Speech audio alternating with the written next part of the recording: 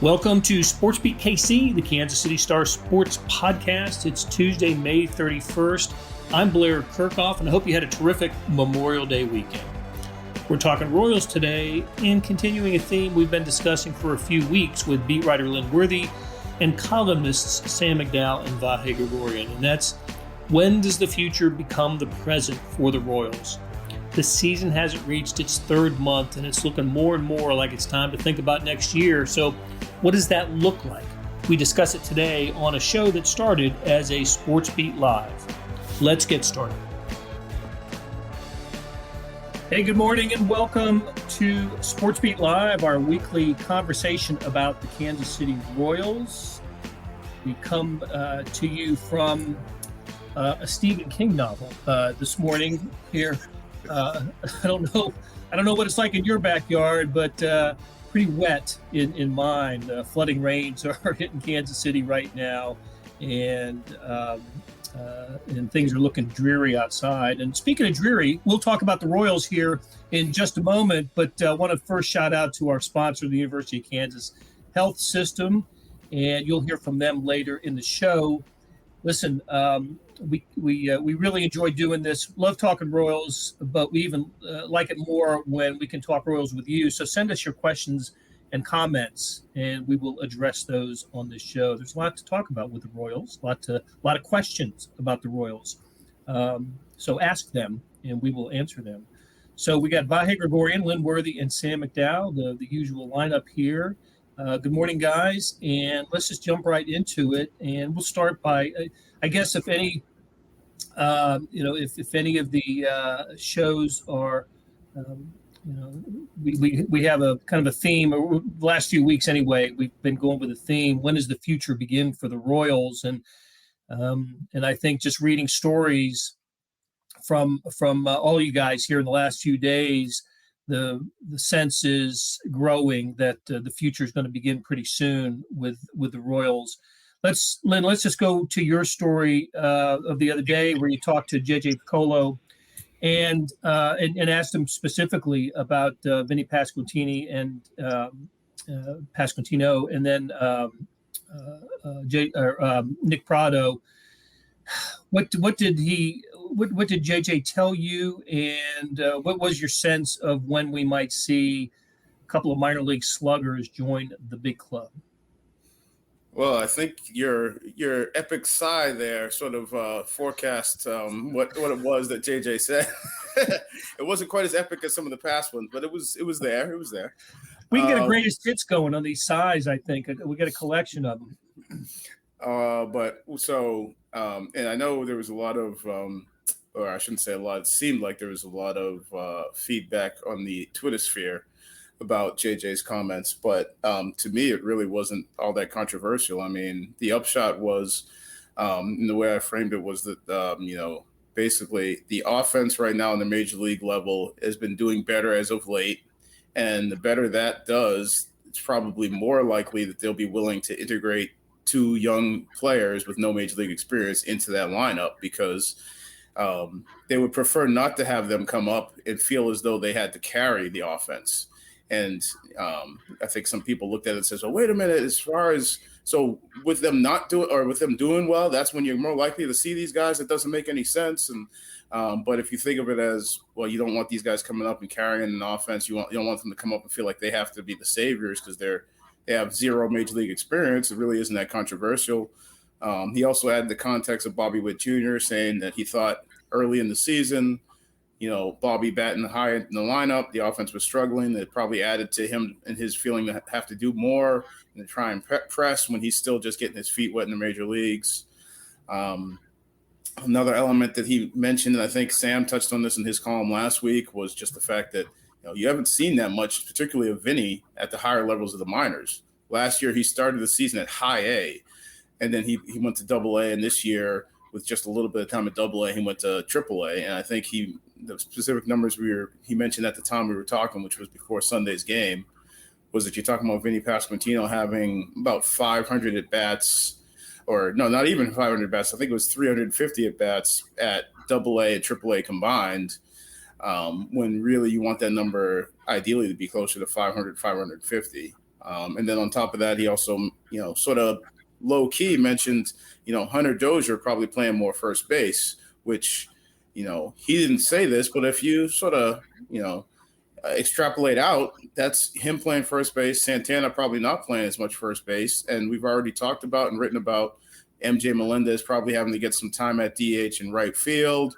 And there's guys that are going to be getting healthy at some point. So that's probably, like I say, you're extrapolating it out. This isn't what he said, but you're probably saying fewer or less playing time for Santana and Dozier playing first base. So that doesn't necessarily mean that there's, a spot to put these guys at where they're going to play every day. So I didn't think it was all that controversial, but I know Twitter disagreed vehemently.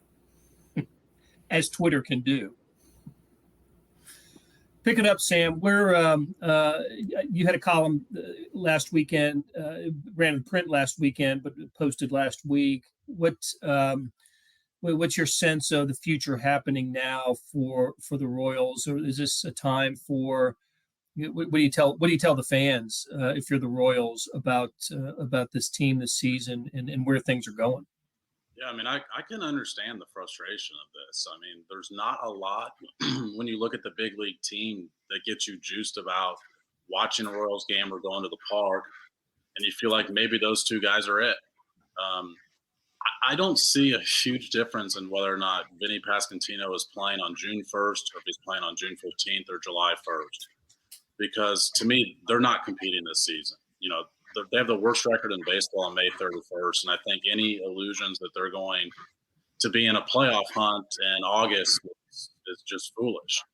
And so, to me, your question on these guys comes down to, do I want to have the best possible environment for Vinny Pasquantino to arrive in the major leagues? Or do I want to have my best possible chance of winning a baseball game on June 1st? Because I think those two questions give you different answers. And so their scouts have said that they don't think these guys are ready. And that was also something I wrote, something Lynn wrote, that I felt like got taken slightly out of context, because we also both wrote they think these guys are close. It's not, it's not on the spectrum. It's not 0 to 100. They're getting closer to that line. So I think we're still going to see, especially, I think Vinny is closer and the organization feels that he's closer. They have very specific things with each one of them that they would like to see in the minor leagues, just to explain it from the organizational standpoint. Nick Prado strikes out too much. He strikes out 38% of his plate appearances in the minor league, or his at-bats in the minor leagues. That's a really high number that typically goes up once you get to the big leagues. They'd like to see that number lower before he arrives in the big leagues. I think that's a completely reasonable argument with Nick Prado. Vinny Pasquantino, I think his numbers show that he's figured something out that I think will translate to the major leagues, even if it doesn't translate at the same rate at which he's hitting now. There is a particular pitch that they'd like to see him stop swinging at. And I understand their unwillingness to give away that exact nature, because that gives away his scouting report at the major leagues. But I think that's something that could be worked on at the major leagues. And I think right now he's your best option to play first base at the major leagues is Vinny Pasquantino. So I understand the frustration. But again, I think that comes back to, do you feel like what your goal right now is to win June 1st, or to create the best possible environment for these guys to develop? Because like I said, that might give you a different answer. Is the best possible environment, though, getting looks at major league pitching earlier rather than later?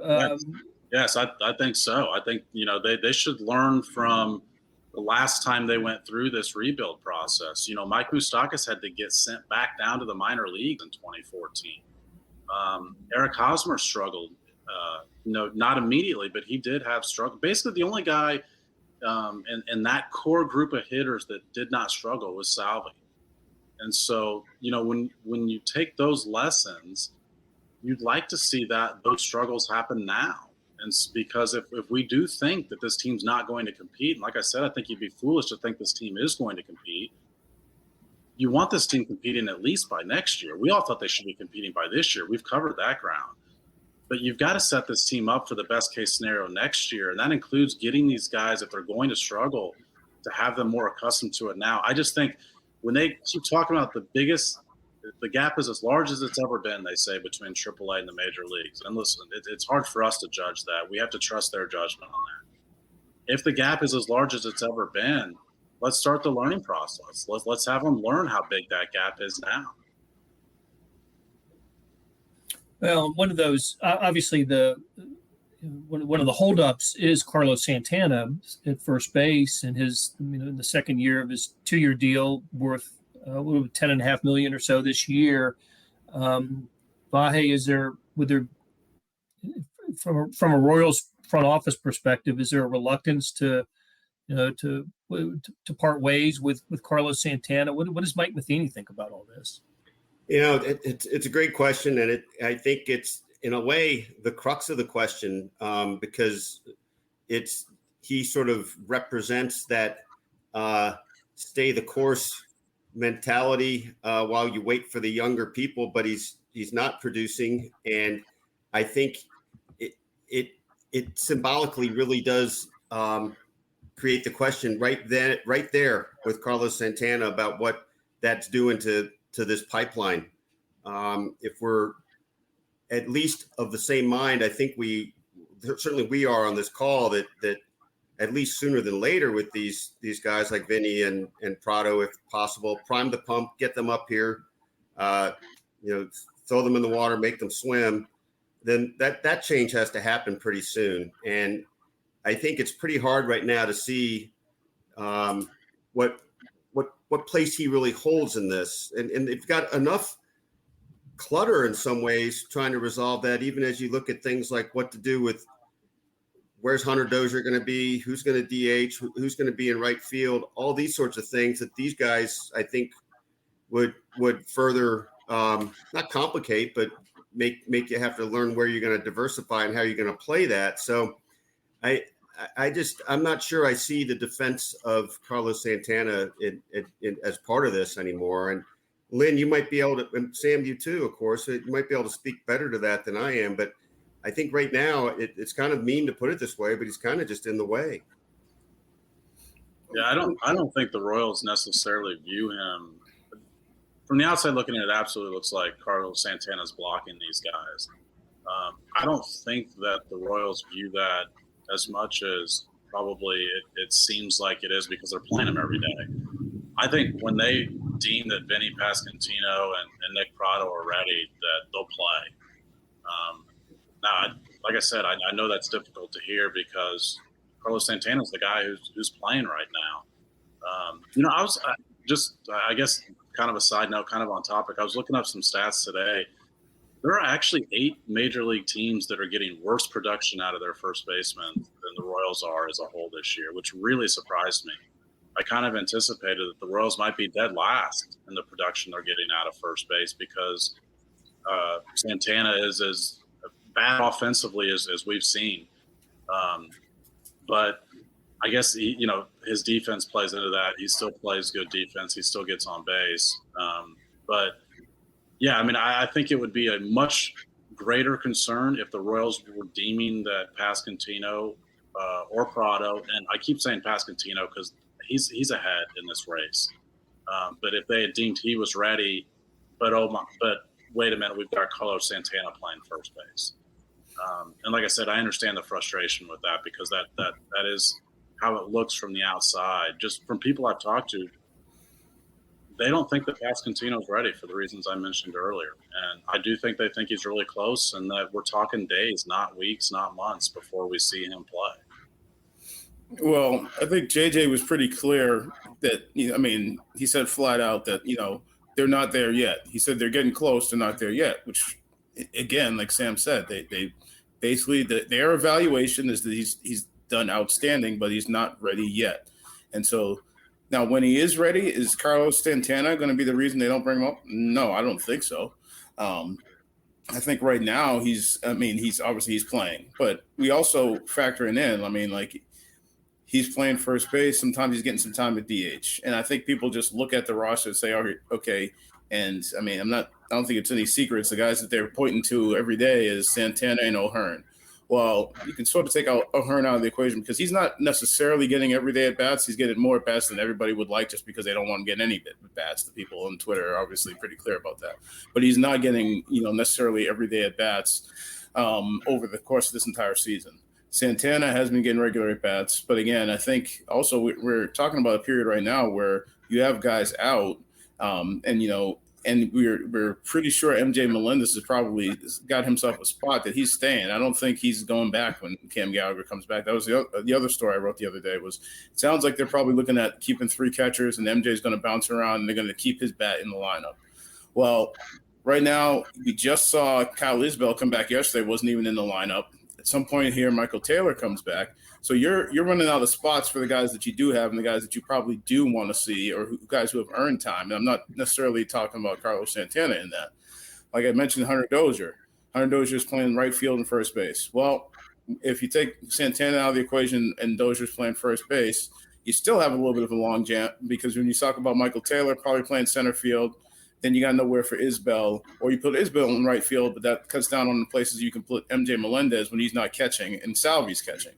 And that also means, Whit Merrifield could play some right field because you say, okay, well, he's playing second base. Well, Nicky's going to play second when Bobby's playing short. And Bobby might play more short if Emmanuel Rivera keeps swinging it the way that he has been lately. Now, his batting average, I think, has gone down a little bit. He's still hitting home runs. But if he's playing third base, Bobby's playing short, Nicky's playing second, you're not pulling Whit out of the lineup. So Whit might play some right field. So, again, there's going to be a logjam when you get guys back.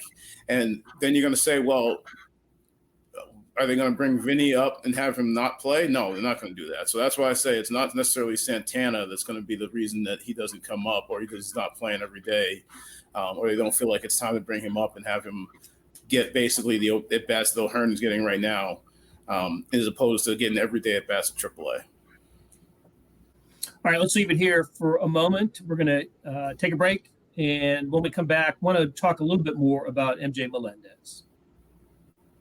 March 4th, 2015, I got out of the shower and felt a lump in my left breast. We were able to quickly uncover that she had 2 subtypes of breast cancer, each of them requiring separate and unique treatment plans. This is why you come to the University of Kansas Cancer Center. It is critical to be treated by a team of experts in that specific cancer type.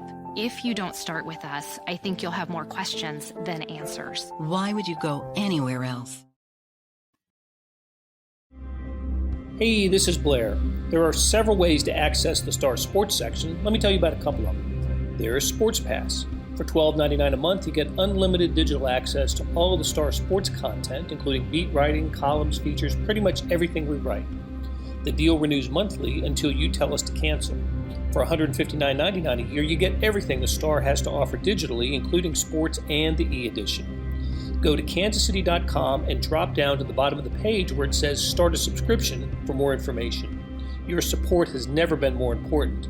As always, thanks for reading and listening. We're back on SportsBeat KC, talking Royals with Lynn Worthy, Sam McDowell, and Vahe Gregorian. Want to hear from you. Send us your questions and comments like Matt did. He missed Saturday's game. Wanted to know how MJ looked in right field. Lynn, you touched on it. The Royals are going to find ways for MJ Melendez to get at-bats in the Major League. That's part of what the second half of the season is going to be about. Yeah. Right field, DH, catching when Salvi's not catching. We haven't heard a whole lot of third base mentioned because obviously Rivera and Bobby have played a lot of there. But at the end of last season, that was one of the spots they had him working at. And in spring training, he was doing extra work there early in the days.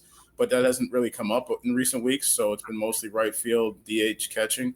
That one game that he played out there, I think there was really about 2 balls that they had to make plays on. One of them was a little shaky, a ball on the track or actually up against the wall where it looked like he had a little bit of little trouble trying to find the wall but keep track of the ball, and might have had a play to make on it, and he said so himself after the game. But it's also a guy playing his first Major League game in the outfield in the ballpark. It's not his home ballpark. And then the other one, he actually played the carom pretty well off of a right field. We've got an overhang and, a high wall, and got it back in and held, didn't let the run score and held the runner to a single as opposed to letting it advance. So I guess overall par for the course. But I know he's been doing early work. I remember in Texas seeing him out there for game out there with Damon Hollins doing some work. So it's been something that they've been preparing for. And Rusty went down to AAA to have him do some work early in this season as well. Just a short sidebar. Really, yesterday's game, I don't know, Sam and Vahe, how much of that you got to see. Royals made really had a nice comeback going in the 8th inning. They were down 3-1, got RBI doubles from Whit Merrifield and Andrew Benintendi. And runners at first and second, nobody out. Looked like they were poised for a big inning. Cleveland brought in a reliever who could not find the strike zone at all. Ended up walking a couple of guys, MJ Melendez intentionally, but Salvador Perez grounds into a double play on a ball that was outside the strike zone, and Carlos Santana popped up to end the inning.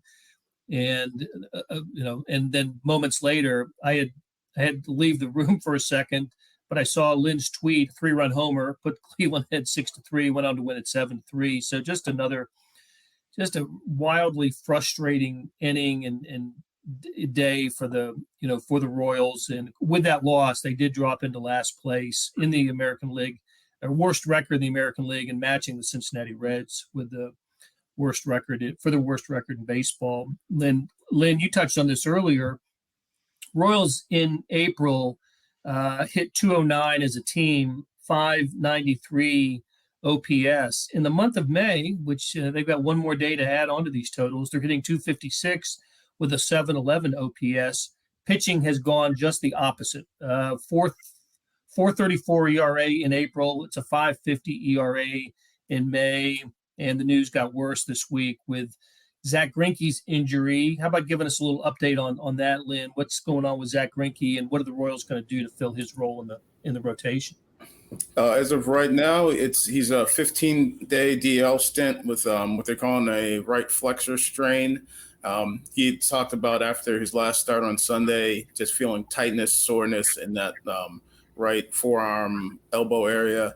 It's something he has dealt with before.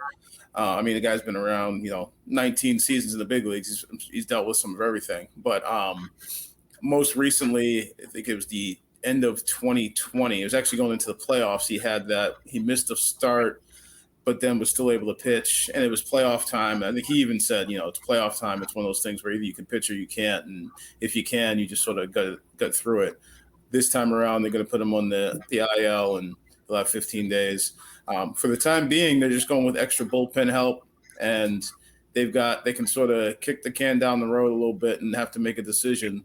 They have an off day this week, so really they could keep guys on rest for like a whole nother turn through, but it's looking more like come Saturday they may make a decision as far as what they want to do.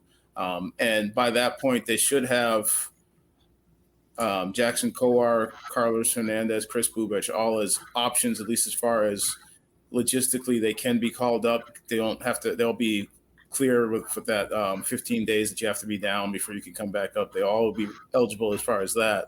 And then, yes, it'll be a matter of who's ready to pitch on that day. I think Hernandez actually pitched the last day that Greinke did. Blair, one point on the MJ Melendez thing to add to it, because I feel like these topics slide together. MJ Melendez was not deemed ready to come up to the big leagues either.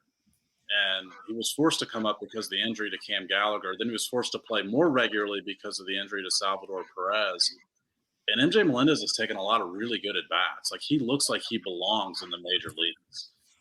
And to Lynn's point, they're not ready to send him back down when Cam Gallagher comes back.